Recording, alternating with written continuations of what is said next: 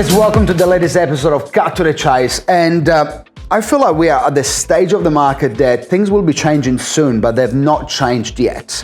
What I mean by that, there is a lot of opportunities out there for agents to pick up a listing the second time around.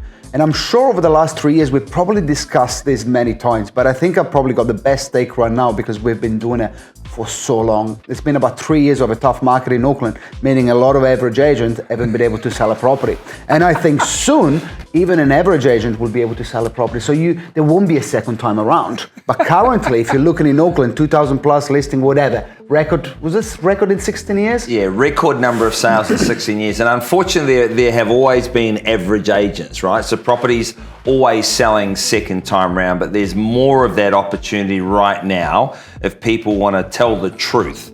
If they want to have equity in the selling the property and tell owners what they need to hear, not what they want to hear. And I think the key in this is what's the value and what are you going to do differently? Because the best revenge you can have on your competition is to not be like them.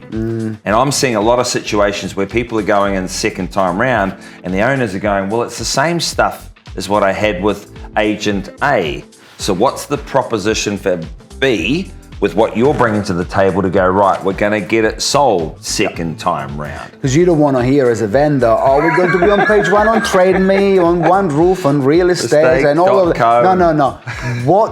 That didn't work the first time around. So yes. I think understanding what didn't work, and it's not about dissing the agent or putting them under the bus, but understanding what didn't work, analyzing the marketing. Now, here's a question for you. Obviously, been an auctioneer. Say they've gone to auction the first time around, didn't obviously sell, and 90 days later they're still on the market, and then you, shiny shoes, nice suit, beautiful Tesla, go in and knock at the house and say auction is the best way. But there are times that auction would be the best way. It was just implemented the wrong way, right? Correct. So how do you do it? How do you explain it in your own word? Because I've got to say, but I want to hear from you. Well, it's good question. It's the trust equity in how you talk and how you deliver.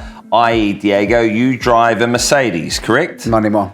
Not anymore? Not anymore. No, what do you drive? Audi. An Audi, right? And if an Audi crashes, is it a bad car? No. Is it the fault of the driver or the car? Absolutely. It's the fault of the driver. So if you nail down, you'll work out where it went wrong in the first auction. So second auction, we're not comparing apples with apples. Agents have overquoted, no motivation. They're listing features in their advertising, not facts. Their search engine optimization, which you're an expert on, is not where it needs to be. A lot of the time, it starts from the marketing, right? Oh. Probably the agent has done the best job they could in terms of speaking to other agents, database, blah, all of that, right? But it starts with the marketing. And I think going in at a meeting with a very strong marketing approach and show them what can be done and how it can be done in a mannerly way as well, because I don't think being another 90 days on the market is going to help in that vendor. And quite often I'm seeing it when I go in and talk to some, they just want energy. They want someone they can trust because they feel as though it's that old cliche, we should get it out of the repertoire saying, oh, conditioning owners. No, showing them the facts so they can make a decision, but no one gets conditioned. We just show them where the market is. So they need the energy, they need the knowledge, they need the facts, they need impact marketing, and then you tidy up the mess second time round. It's actually quite easy to do. Well, you guys have done it countless times. That's how I started back in 2016. That was a long time ago, but that's a strategy that always work. And it comes down from a place of trust. And I'm sure we'll be going to be talking trust more and more as the year progresses, but it comes down to that, right? Not over-promising and over-delivering. And it's the micro, it's what you say, it's what you don't say. It's like that statement, oh, to be honest. We all say it. I cannot stand that statement. And I told one of my agents this morning, I said, please, love you to bits, but do not say. To be honest. Because what, you be not honest before? Exactly. It's the micro that people pick up on and they don't know what they don't know. And what you ask speaks so loudly, I cannot hear what you say.